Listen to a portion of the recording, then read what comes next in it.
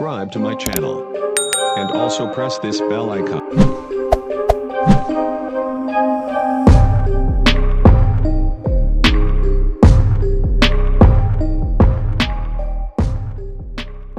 Terowongan Philip yang berada di jalur mati Banjar Cijulang memiliki panjang 281 meter.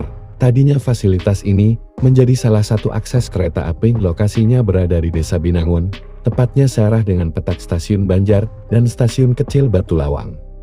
Bangunan ini diresmikan sebagai cagar budaya aset PT KAI. Terowongan Philip dibangun pada masa pemerintahan kolonial Belanda pada tahun 1913 sampai tahun 1914. Ada beberapa versi nama lokal untuk tempat ini, diantaranya Terowongan Sensiong, karena dekat dengan perkampungan Cina di wilayah tersebut.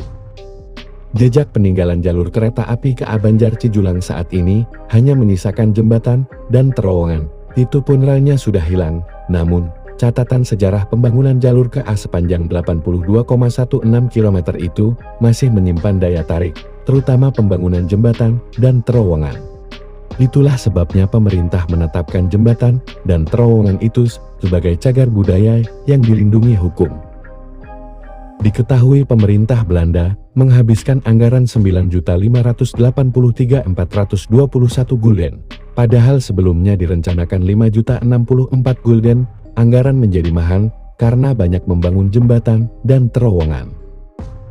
Meskipun sudah tidak aktif sejak tahun 1980, jalur kereta api Banjar Pangandaran Cijulang yang dibangun oleh Staatspoorwegen, perusahaan perkeretaapian milik pemerintah Hindia Belanda, sangatlah terkenal karena memiliki pemandangan alam yang memukau serta eksotik karena mengelilingi perbukitan dan lembah.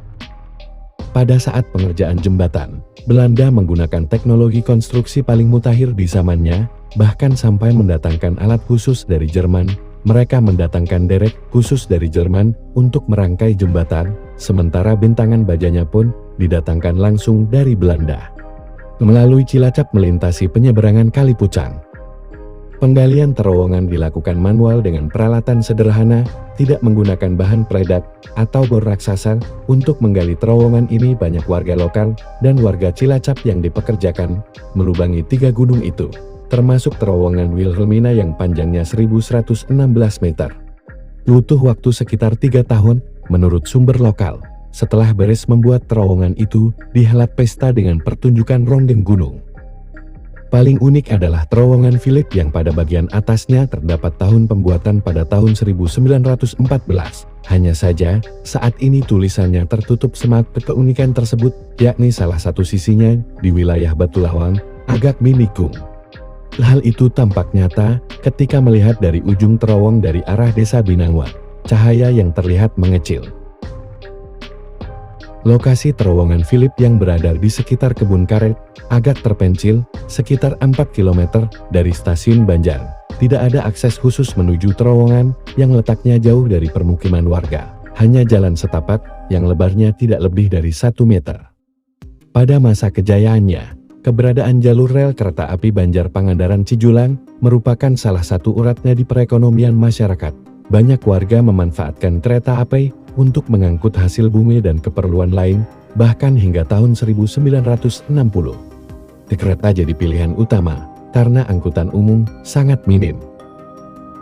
Mitos warga setempat, bangunan ini berdiri dekat sistem kerja rodi, atau kerja paksa warga pribumi di masa itu. Mereka yang meninggal dunia akibat kelelahan, jasadnya tidak dimakamkan secara layak, melainkan dijadikan campuran pasir dan semen untuk material bangunan. Meskipun terowongan ini telah berusia puluhan tahun, keberadaannya tetap menjadi bagian penting dalam sejarah transportasi kereta api di Indonesia, meskipun kini tidak lagi digunakan secara aktif. Terowongan Philip tetap menjadi objek wisata dan penanda sejarah yang dijaga dan dilestarikan oleh masyarakat setempat. Jalur ini ditutup total pada 1 Februari tahun 1982. Indonesian Railway Preservation Society tahun 2007 pernah mencatat bahwa pada tahun 1997, petak Banjar-Banjarsari sempat diperbaiki dan beberapa lokomotif seperti BB306 dan D301 sempat berjalan di jalur ini. Namun jalur ini ditutup lagi saat krisis ekonomi yang melanda seluruh Asia. Jalur dan bantalan yang baru pasang pun dibongkar.